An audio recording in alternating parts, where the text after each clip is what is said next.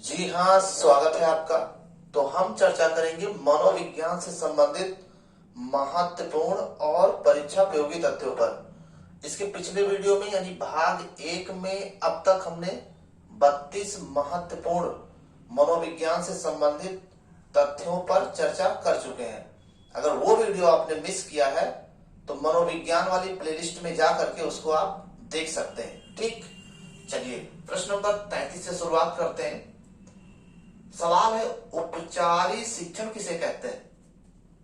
उपचारी शिक्षण से क्या तात्पर्य है? तो उपचारी शिक्षण में यह होता है शैक्षणिक निदान, यानी कि बालक की अकादमिक कठिनाइयों को समझते हुए उसकी समस्याओं का समाधान करते हुए शिक्षण देना, ये होता है उपचारी शिक्षण, यानी कि समस्या का समाधान करते हुए शिक्षण देना। ठीक, चलिए नेक्स्ट पॉइंट की बात करते हैं। परमेश्वर को परमेश्वर कहना ये किस प्रकार का दोष है? तो यह है प्रयत्न लाघो दोष। जबकि विरजेंद्र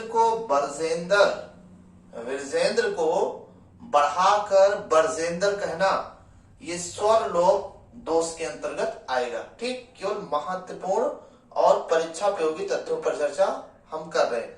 इस पर आपको विस्तृत अगर देखना है तो प्लेलिस्ट में इस पर विस्तृत भी वीडियो है, उसको आप जा करके वहां से देख सकते हैं। इसमें हम केवल महत्वपूर्ण बिंदुओं पर ही चर्चा करेंगे। ठीक है, चलिए नेक्स्ट पॉइंट। लिफाफा को लिलाफा कहना ये किस प्रकार का दोष है? यह शब्द विपर्य दोष। ठीक है, यानी कि किसी शब्द को घटा देना प्रयत्न लाघो दोष है, और जबकि किसी शब्द को बढ़ा देना वो स्वर लोप है, और जबकि शब्दों का हेर फेर होना ये शब्द विपर्य दोष है। तो इसका कॉन्सेप्ट क्लियर करें। ठीक, चलिए नेक्स्ट पॉइंट की तरफ। 37 लैरिंगोस्कोप क्या है? तो लैरिंगोस्कोप एक यंत्र है जो स्वर तंत्री से संबंधित है। अल्पप्राण, अघोष, सघोष, महाप्राण इससे संबंधित ये उपकरण है जो इसके बारे में बताता है। ठीक, चलिए नेक्स्ट पॉइंट की बात करते हैं। 38 पर संप्रत्यय। संप्रत्यय किसे कहते हैं? संप्रत्यय यानी कॉन्सेप्ट यानी अवधारणा, यानी किसी भी वस्तु को देखते हैं तो उसके प्रति हम कोई ना कोई जरूर अवधारणा बनाते हैं, तो उसी को कहते हैं संप्रत्यय। किसी वस्तु को देखकर उसके प्रति जो हम अवधारणा बनाते हैं उसी को कहते हैं क्या? संप्रत्यय। ठीक, नेक्स्ट पॉइंट है संक्रिया। संक्रिया से क्या तात्पर्य है? ठीक, संक्रिया का मतलब होता है किसी वस्तु के प्रति कोई क्रिया करना, उसे कहते हैं संक्रिया। ठीक, ये हो गया। नेक्स्ट पॉइंट, रेचन किसे कहते हैं? ठीक है, संवेगों में उथल पुथल उसको बोलते हैं रेचन। ठीक, नेक्स्ट पॉइंट की बात करें, दुश्चिंता यानी दबी हुई चिंता का चेतन अवस्था में आना, इसको कहा जाता है दुश्चिंता। ठीक, तो ये महत्वपूर्ण पॉइंट प्रश्नों के बीच में आते हैं। प्रश्न तो समझ में आ जाता है लेकिन शब्दों के अर्थ ना समझने की वजह से वो क्वेश्चन गलत हो जाता है, तो हम उन्हीं महत्वपूर्ण बिंदुओं पर चर्चा कर रहे हैं। ठीक, चलिए नेक्स्ट पॉइंट की बात करें। परवलन यानी किसी अनुक्रिया को करना परवलन कहलाता है। ठीक, पुनर्वलन किसी अनुक्रिया के बार बार बढ़ने की संभावना का बढ़ना, ये क्या कहलाता है? पुनर्वलन, यानी एक बल पर दूसरा बल देना, ये क्या कहलाता है? पुनर्वलन कहलाता है। ठीक है ना, जैसे प्रशंसा करना, पुरस्कार देना, शाबाशी देना। ठीक, चलिए सबलीकरण सिद्धांत। देखिए सबलीकरण सिद्धांत सीएल हल ने दिया था। सबलीकरण सिद्धांत को ही प्रबलन सिद्धांत भी कहते हैं। ठीक है ना, और इस सिद्धांत का प्रतिपादन क्लार्क हल ने किया था। ठीक, चलिए नेक्स्ट पॉइंट की बात करें। मनोवृत्ति। मनोवृत्ति का मतलब होता है अभिवृत्ति। चाहे आप मनोवृत्ति कह लीजिए चाहे आप अभिवृत्ति कह लीजिए, दोनों एक ही चीज है। मनोवृत्ति का मतलब मन की इच्छा। जैसी हमारी मनोवृत्ति होती है वैसे ही हम काम करते हैं और उतना ही सीख पाते हैं। जिस वस्तु के प्रति आपकी जैसी मनोवृत्ति होगी आप उतना ही उसके प्रति सीख पाएंगे। ठीक, चलिए संवेग, देखिए संवेग का शाब्दिक अर्थ होता है उत्तेजना। संवेग का शाब्दिक अर्थ क्या है? उत्तेजना। ठीक है, कहने का मतलब है कि संवेग नियंत्रित होना चाहिए। यहां से सवाल ये भी बनता है कि बालक जब क्लास में पढ़ता है तो उसका संवेग नियंत्रित होता है कि अनियंत्रित होता है? तो संवेग नियंत्रित होना चाहिए। शिक्षण कार्य करते समय या पढ़ते समय या कोई भी काम करते समय संवेग का नियंत्रण में होना बहुत जरूरी है। जिसका संवेग नियंत्रण में है उसी में परिपक्वता है। ठीक, चलिए नेक्स्ट पॉइंट की बात करें। पठार, सीखने में पठार या अधिगम में पठार से क्या तात्पर्य है? सीखने में पठार या अधिगम में पठार से तात्पर्य यह है सीखने की क्रिया का रुक जाना, यानी अधिगम में रुकावट ही क्या है? अधिगम में पठार है। तो ये पॉइंट क्लियर हो गया। अधिगम वक्र, अधिगम वक्र सीखने में अवनत और उन्नत के सूचक हैं। कौन? अधिगम वक्र। ठीक है, अधिगम में पठार सीखने की क्रिया को रोक देता है। अधिगम वक्र सीखने में बढ़ोतरी कितनी हुई है, कितनी कमियां रह गई हैं। और अधिगम वक्र 4 प्रकार के होते हैं। ठीक है ना, और अधिगम वक्र की खोज विलियन और हार्टर ने किया था। चलिए महत्वपूर्ण तथ्य जो आपके पेपर के लिए बहुत उपयोगी है। चलिए नेक्स्ट पॉइंट की बात करें। 41 नंबर पर हम पहुंच चुके हैं। अधिगम अंतरण, अधिगम अंतरण को ही अधिगम का स्थानांतरण भी कहते हैं। यानी एक परिस्थिति में सीखी हुई ज्ञान का दूसरी परिस्थिति में प्रयोग करना ही क्या कहलाता है? अधिगम अंतरण कह लीजिए और चाहे अधिगम का स्थानांतरण कह लीजिए। ठीक है ना।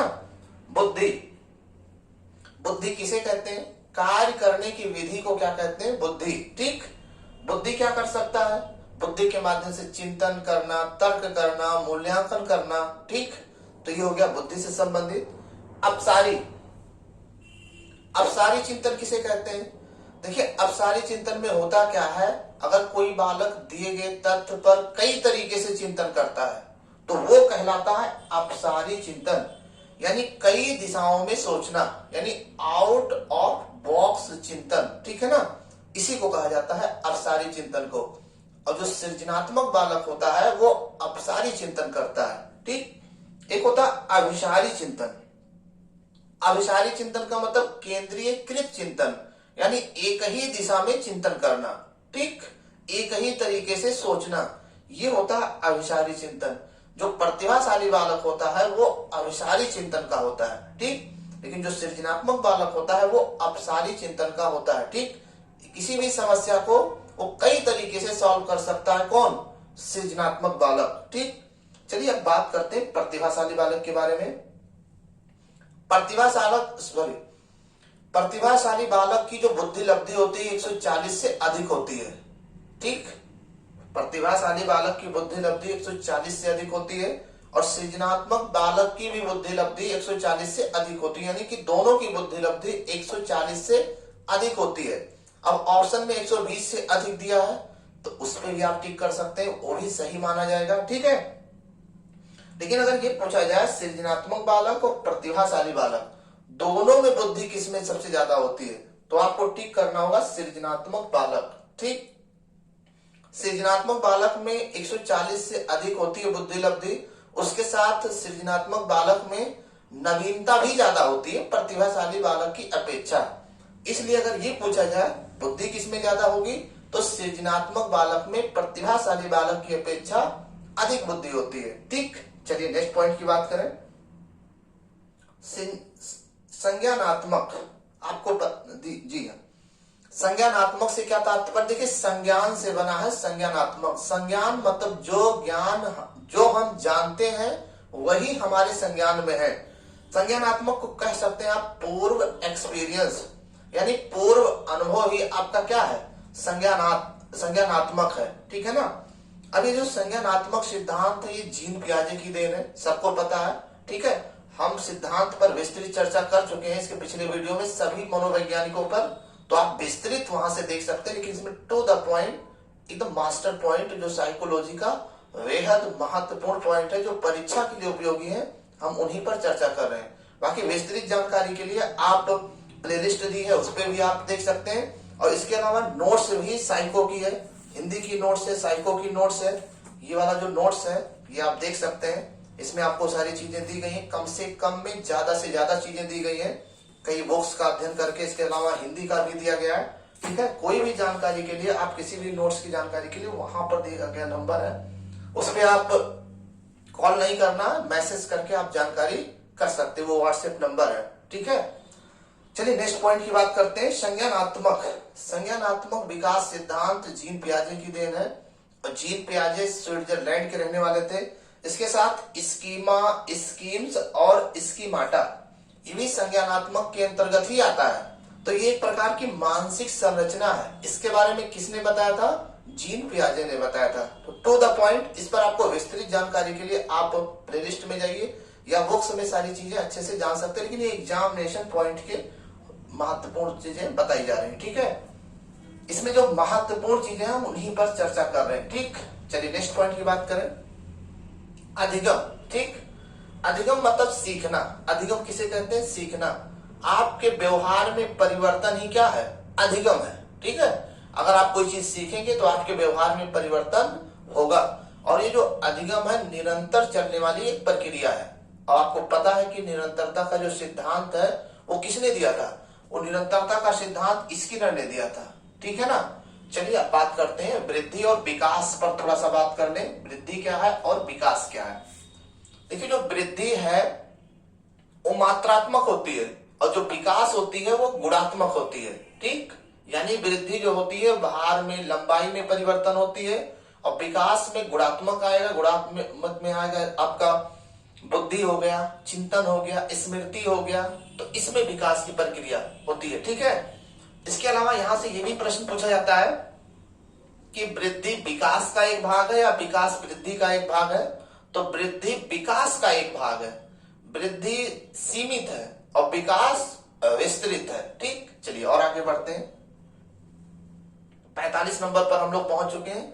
मस्तकाधोमुखी, ये भी क्वेश्चन बार बार पूछा जाता है, इन सबका कॉन्सेप्ट क्लियर कर लीजिए। मस्तकाधोमुखी जो विकास क्रम होता है ये सिर से पैर की ओर होती है, ठीक है। पहले सिर में परिपक्वता आती है, धीरे धीरे शरीर के सभी अंगों में परिपक्वता आती है, ठीक। तो मस्तकाधोमुखी विकास क्रम, और एक होता है निकट दूर विकास क्रम, ठीक। तो दो प्रकार की होती है। अब बात करते हैं वयःसंधि। देखिए, वयःसंधि किसे कहते हैं? जो बाल्य अवस्था और किशोरा अवस्था को जोड़ने का काम करती है उसको बोलते हैं वयःसंधि। ये शारीरिक विकास की दृष्टि से बहुत महत्वपूर्ण है, ठीक है ना। चलिए नेक्स्ट पॉइंट की बात करते हैं। ओडिपस ग्रंथ, ठीक। ओडिपस ग्रंथ बालकों में पाई जाती है, बालक में पाई जाती है। ओडिपस ग्रंथ के पाए जाने के कारण ही बालक अपने पिता से ज्यादा प्रेम करता है। इलेक्ट्रा ग्रंथियां लड़कियों में पाई जाती है, इसीलिए लड़कियां अपनी माता से ज्यादा प्रेम करती हैं। तो ये किसके कारण होता है? इलेक्ट्रा ग्रंथि के कारण, ठीक। चलिए तो ये कॉन्सेप्ट क्लियर हो गया। प्रश्न नंबर 47 देखिए, प्रतिगमन का नियम। प्रतिगमन का नियम ये वंशानुक्रम से संबंधित है। प्रतिगमन का नियम ये कहता है कि जरूरी नहीं है कि माता पिता अगर प्रतिभाशाली हैं तो बालक भी प्रतिभाशाली होगा। प्रतिगमन का नियम ये कहता है कि प्रतिभाशाली माता पिता के पुत्र भी दुर्बल बुद्धि के हो सकते हैं, यानी दूसरी पीढ़ी का गुण उसमें ट्रांसफर हो सकता है, ठीक। चलिए भिन्नता का नियम। भिन्नता का नियम क्या कहता है कि अगर 4 पुत्र है, ठीक है, माता पिता के 4 पुत्र हैं, तो चारों पुत्रों में सोचने, समझने, लंबाई, चौड़ाई, है ना, तो इन सब में भिन्नता पाई जाती है। चारों पुत्रों में अलग अलग प्रकार के सोचने की क्षमता होती है, अलग अलग रंग हो सकते हैं, कि लंबाई में भी हो सकता है अंतर, ठीक। चलिए ये भिन्नता का नियम हो गया। बात करते हैं वंशानुगत। वंशानुगत के अंतर्गत वंशानुक्रम के आधार पर हमें क्या क्या मिलती है, ठीक है। हमें लंबाई, चौड़ाई, ठीक है ना, लंबाई हो गया, ऊंचाई हो गया, इसके अलावा बुद्धि हो गया, तर्क करने की क्षमता हो गई, बौद्धिक क्षमता हो गई, ये वंशानुगत के आधार पर मिलती है। वंशानुगत के अंतर्गत अनुवांशिकता आती है, अनुवांशिकता के अंदर जीन आती है, और जीन के अंदर डीएनए, आरएनए, और डीएनए आरएनए के अंदर क्रोमोसोम्स, और क्रोमोसोम्स के अंदर हमारे व्यवहार छिपे होते हैं। तो इस टाइप का ये हो गया क्वेश्चन। चलिए नेक्स्ट पॉइंट की बात करते हैं, सामाजिकरण। ठीक है ना। देखिए, जब बालक का जन्म होता है तो वो एक जैविक होता है, यानी जैविकीय होता है, और धीरे धीरे जैसे वो समाज से जुड़ता है, धीरे धीरे उसका सामाजिकरण होता है। जैसा भी समाज होता है वो उसका वैसा ही सामाजिकरण होता है। तो धीरे धीरे इस तरीके से हम जैविकीय प्राणी से सामाजिक प्राणी बनते हैं। और सामाजिकरण से संबंधित सिद्धांत आपने पढ़ा होगा, कूले का पढ़ा होगा, मीड का पढ़ा होगा और दुर्खीम का पढ़ा होगा। दुर्खीम ने सामाजिकरण से संबंधित यही सिद्धांत दिया था, यही बताया था कि बालक जिस वातावरण में रहता है वहां के लोग जैसे व्यवहार करते हैं, ठीक बालक भी उसी तरीके से उसका भी सामाजिकरण होता है, ऐसा मानना था दुर्खीम का। इसके अलावा मैं और मुझे का सिद्धांत मीड ने दिया था, और स्वादर्पण सिद्धांत सामाजिकरण से संबंधित जो है कूले ने दिया था। ठीक, चलिए नेक्स्ट पॉइंट की बात करते हैं, सामाजिक अंतःक्रियाएं, यानी समाज की आंतरिक क्रियाएं कौन कौन सी होती हैं। तो सामाजिक अंतःक्रियाओं में सहयोग है, सहानुभूति है, और जो है क्या नाम है, सहानुभूति हो गया, सहयोग हो गया, व्यवस्थापन हो गया, समीकरण हो गया। यानी सामाजिक अंतःक्रियाएं जो होती हैं यही है। ये सामाजिक अंतःक्रियाएं समाज को जोड़ने का काम करती हैं। ठीक, जबकि विघटन सामाजिक अंतःक्रियाएं कौन है, किसके माध्यम से समाज में बिखराव आता है, तो वो आ जाएगा तनाव, संघर्ष, ठीक है ना, और विचारों का ना मिलना। इसकी वजह से सामाजिक विघटन क्रियाएं होती हैं और समाज में विघटन का कार्य करती हैं। ठीक, चलिए ये पॉइंट क्लियर हो गया। अब बात करते हैं आत्मीकरण। देखिए, आत्मीकरण को ही सात्मीकरण भी कहते हैं और तदात्मीकरण कहते हैं और आत्मसात भी कहते हैं। आत्मसात से बना है आत्मीकरण। आत्मसात का मतलब ये हो गया कि पुराने ज्ञान से नवीन ज्ञान को जोड़ना ही क्या है, आत्मसात करना होता है। ठीक, तो आत्मीकरण को ही सात्मीकरण कहते हैं, सात्मीकरण को तदात्मीकरण भी कहते हैं, यानी पुराने ज्ञान को नवीन ज्ञान से जोड़ना। ठीक, ये पॉइंट क्लियर हो गया। प्रश्न नंबर 52 है, मन तरंगी। मन तरंगी का अर्थ होता है दिवा स्वप्न, यानी दिन में सपने देखना। जैसे कि बैठे बैठे ये ख्याल में आना कि 50 लाख की लॉटरी लग गई है, तो ये दिन दिवा स्वप्न ही टाइप का है, करना कुछ भी ना पड़े और जो है क्या नाम है, बड़े बड़े ख्वाब बनाते रहिए। ठीक, चलिए 53 की तरफ बढ़ते हैं, प्राक संप्रत्यात्मक या प्राक संप्रत्यय। ठीक है, प्राक संप्रत्यय में होता क्या है कि बालक सूचकता विकसित कर लेता है, यानी वो सूचनाओं के माध्यम से समझने लगता है। ठीक, ये हो गया प्राक संप्रत्यय, देखेगा चीजों को, उसके बारे में वो समझेगा भी। 54 नंबर पे आते हैं, एक होती है औपचारिक शिक्षण, एक होती है अनौपचारिक शिक्षण। तो जो औपचारिक शिक्षण होती है वो अनुशासनात्मक नहीं होती है, जबकि जो अनौपचारिक शिक्षण होती है वो अनुशासनात्मक होती है। औपचारिक शिक्षण का कोई समय निर्धारित नहीं होता, लेकिन अनौपचारिक जो शिक्षण होती है उसका समय निर्धारित होता है। अनौपचारिक शिक्षण किसी प्रशिक्षित व्यक्ति के द्वारा दिया जाता है, लेकिन जो औपचारिक शिक्षण है वो कभी भी, कहीं भी और किसी के द्वारा भी दिया जा सकता है। ठीक है, तो इस पे एक प्रश्न बनता है कि अगर अध्यापक के द्वारा खेल मैदान में खेल कराना ये औपचारिक शिक्षण है या अनौपचारिक शिक्षण है, तो इसमें आपको ठीक करना होगा अनौपचारिक शिक्षण। क्यों? क्योंकि एक प्रशिक्षित व्यक्ति के देखरेख में वो कार्य किया जा रहा है। ठीक, तो ये हो गया इसका कॉन्सेप्ट। ठीक है, चलिए अगले क्वेश्चन की तरफ बढ़ते हैं।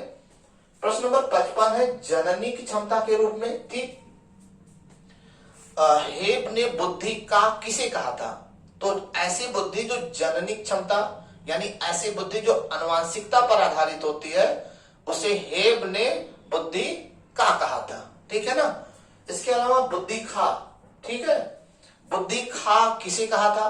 हेब ने। तो व्यवहारिकता के आधार पर जो बुद्धि होती है, जो वातावरण और आनुवंशिकता की अंतः क्रियाओं पर आधारित होती है, उसे कहते हैं बुद्धि खा।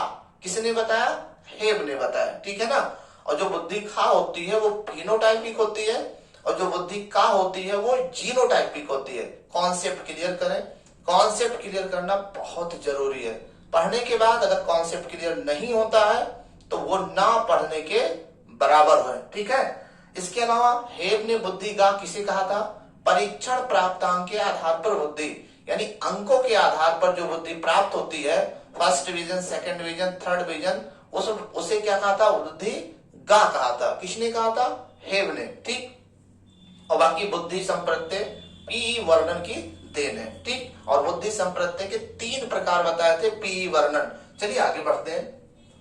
देखिए, वास्तविक आयु को ही कालानुक्रमिक आयु भी कहते हैं और तैथिक आयु भी कहते हैं। बुद्धि लब्धि बराबर मानसिक आयु बटे तैथिक आयु गुणे 100, तब भी सही माना जाएगा। ठीक है ना।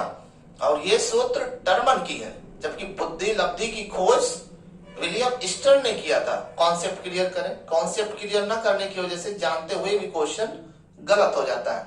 तो यानी कि फॉर्मूले में अगर परिवर्तन कर दिया जाए, बुद्धि लब्धि बराबर मानसिक आयु अपान कालानुक्रमिक आयु गुणे 100, तब भी ये हो जाएगा आपके टर्मन का सूत्र और ये बुद्धि लब्धि का सूत्र हो जाएगा। ठीक है।